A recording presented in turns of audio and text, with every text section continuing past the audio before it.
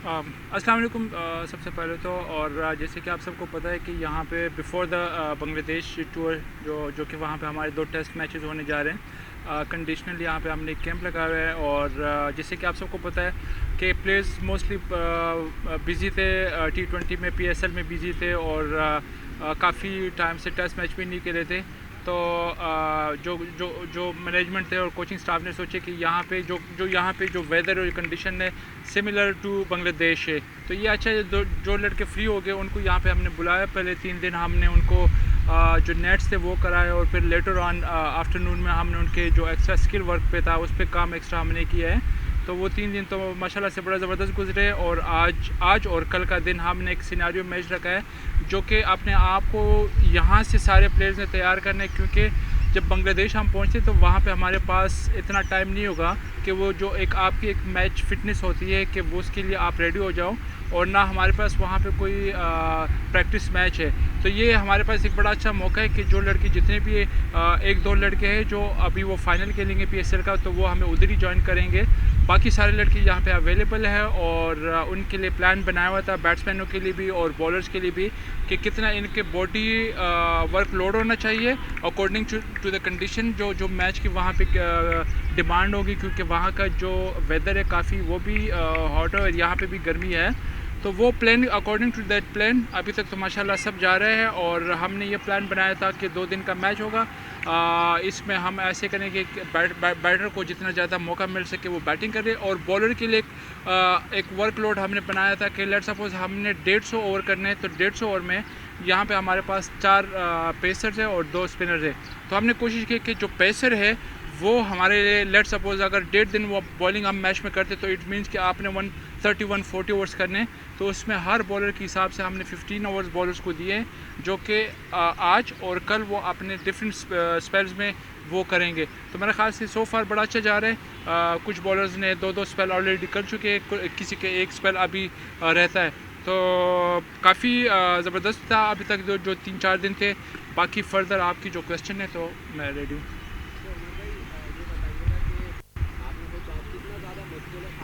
Pacers को rhythm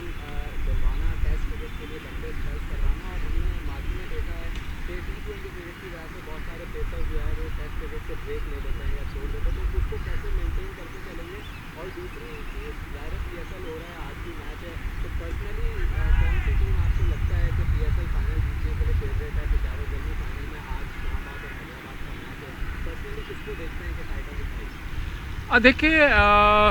आपने जो क्वेश्चन किया बिल्कुल ज़बरदस्त है। इसमें T20 से जब आप लॉन्गर फॉर्मेट में आते हो तो बॉलर्स के लिए इवन बैटर के लिए भी बड़ा मुश्किल होता है, क्योंकि आपको पता है कि T20 में आप एक फ़्लो के साथ जाते हो, बैटर्स का भी बल्ला ज़्यादा रन्स की तरफ जाता है, तो उसके लिए आपको थोड़ा सा मेहनत एक्स्ट्रा चाहिए होता है कि आप शॉर्टर फॉर्मेट से लंबे फॉर्मेट में आ जाते हो। टेस्ट क्रिकेट से आप वनडे या T20 में ईजिली एडजस्ट हो जाते हो, लेकिन T20 से जब आप टेस्ट की तरफ आते हो तो वो थोड़ा सा टाइम लगता है। तो इसीलिए हमने ये कैंप भी कंडक्ट किया था कि पहले 2-3 दिन हमारे जो है उसमें स्किल्स और नेट हमारे हो जाए, और 2 दिन जो वर्कलोड है कि आपके एक T20 के फॉर्मेट से आप टूवर्ड्स आप आते हो टेस्ट की तरफ, तो बैट्समैन के लिए भी चाहिए कि वो मिडल में टाइम गुजार सके, और same goes with the bowler कि बॉलिंग का जो एक वर्कलोड है वो तो है ही है, लेकिन ऑन द फील्ड आपका 60-70 ओवर रहना वो बड़ा इंपॉर्टेंट है, क्योंकि जिस तरह ऑलरेडी मैंने आपको कहा कि वहाँ पे हमारे पास इतना टाइम नहीं है कि हम टेस्ट मैच के लिए तैयारी कर सकें, ना हम कोई प्रैक्टिस मैच है। तो ये बड़ा ज़बरदस्त एक अपॉर्चुनिटी है लड़कों के लिए कि यहाँ से अपने वर्कलोड को जितना अपने आप को फिटीक कर सकते हैं। आज का दिन भी है और कल सुबह फिर दोबारा हम आएंगे, तो यही बॉलर दोबारा बॉल करेंगे और बैटर जो नॉट आउट है वो दोबारा बैटिंग करेंगे। तो आई थिंक एक जो आपने सवाल किया था उसका तो जवाब ये है कि यहाँ से हमने तैयारी पकड़नी है T20 से टूवर्ड्स द टेस्ट। सेकेंडली आपने PSL फाइनल की बात की है, तो मेरे ख़्याल से ओवरऑल PSL के अगर आप देखें तो बड़े ज़बरदस्त मैचेस हुए हैं, और जिस तरह आज हैदराबाद किंग्समैन और उनका इस्लामाबाद यूनाइटेड का जो मैच है, तो मेरे ख़्याल से दोनों बड़े ज़बरदस्त बैलेंस साइड है, और स्पेशली जिस तरह हैदराबाद ने कम बैक किया, पहले 4-5 मैचेस हार के फिर उसके बाद आपने बैक टू बैक मैचेस जीतना, उनका एक मोमेंटम बन गया। सम टाइम आपका ये होता है कि आपके जो प्लेइंग 11 के वो मोमेंटम नहीं बता, जिसकी वजह से आप मैचेस नहीं जीते, लेकिन एक आध प्लेयर से आपके काफ़ी मोमेंटम बन जाता है। तो मेरे ख्याल से हैदराबाद काफ़ी ज़बरदस्त परफॉर्म कर रहे हैं बैटिंग में भी, और स्पेशली जो सबसे इंपॉर्टेंट चीज़ है उनकी बॉलिंग परफॉर्म कर रही है। उमर भाई, एक दौर था जब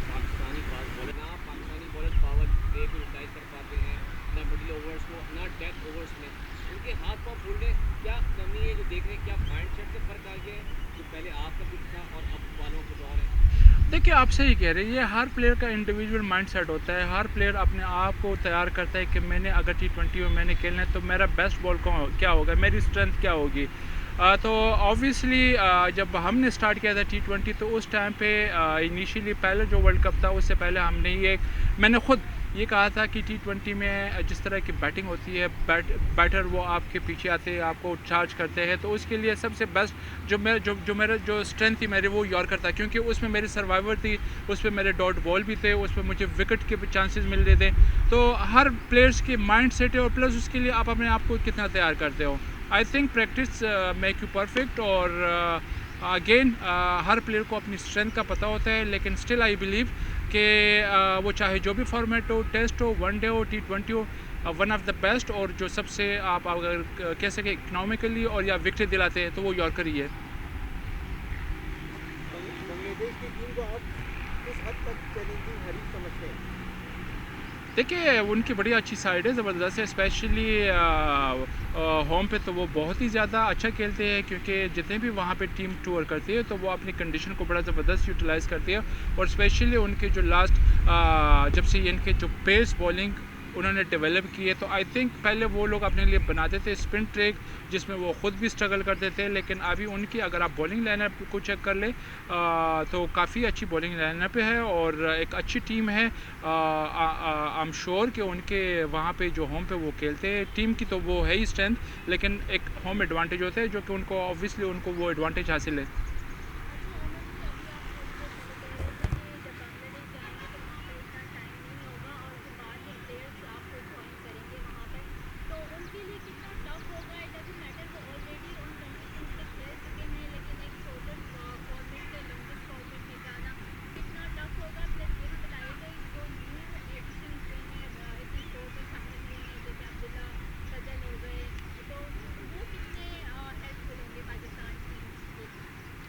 देखिए जो आपने बात की कि मेरे ख़्याल से 2 प्लेयर्स हमारे रह गए जो फाइनल के बाद हमें ज्वाइन करेंगे, और उसमें ये है कि हमें पहले तो खुशी भी हुई कि जो लड़के वापस आए। ऑब्वियसली वो टीम वाले उनकी जो फ्रेंचाइज टीम है वो चाहते थे कि वो भी फाइनल पहुंच जाते, लेकिन हमारे जो हम जो चाहते थे कि हमारे प्लेयर्स यहाँ पे आए, तो ऑलमोस्ट सारे प्लेयर्स आ गए। 2 प्लेयर्स हमारे वहाँ पे अभी रह गए, एक खुर्रम शहजाद और एक बाबर आजम। खुर्रम शहजाद के अगर आप बात करें तो मेरे ख्याल से जो अच्छी बात है कि उसको जो लास्ट मैचेस है वो खेल रहा है, तो एक तो हमें पता चल रहा है कि वो मैच खेल रहा है, उसका मैच रिदम है, लेकिन अगेन वही कि वहाँ पे जो कंडीशन है ऑब्वियसली अभी वो नाइट मैच खेल रहा है, वहाँ पे डे होगा, लेकिन डिपेंड करते हैं कि वहाँ पे सिचुएशन के लिहाज से हम कितने पेसर की बात करें, कितने पेसर कराते हैं, कितने स्पिनर, तो वो तो एक एडवांटेज हमें ये हासिल है कि हमारे पास यहाँ पे जो शाहीन है या हसन अली अब्बास है, अमाद भट्ट है, वो ऑलरेडी यहाँ पे प्रैक्टिस कर चुके हैं और यहाँ से तैयार होके जाएंगे इंशाल्लाह। बाकी एक दूसरा जो प्लेयर है बाबर आजम, वो भी मैच खेल रहा है, अच्छी फॉर्म में है और माशाल्लाह से उसकी जो बैटिंग जो एक रिदम है वो वापस आ गए, तो आई डोंट थिंक सो कि उसको इतना प्रॉब्लम होगी। हाँ, थोड़े से मौसम के लिहाज से आप कह सकते हैं कि वहाँ पे थोड़ी गर्मी ज़्यादा होगी, तो उसके लिए 2-3 दिन हमारे पास होंगे। बाकी वो एक्सपीरियंस प्लेयर है, वो अपने आप को एडजस्ट कर सकता है वहाँ पे।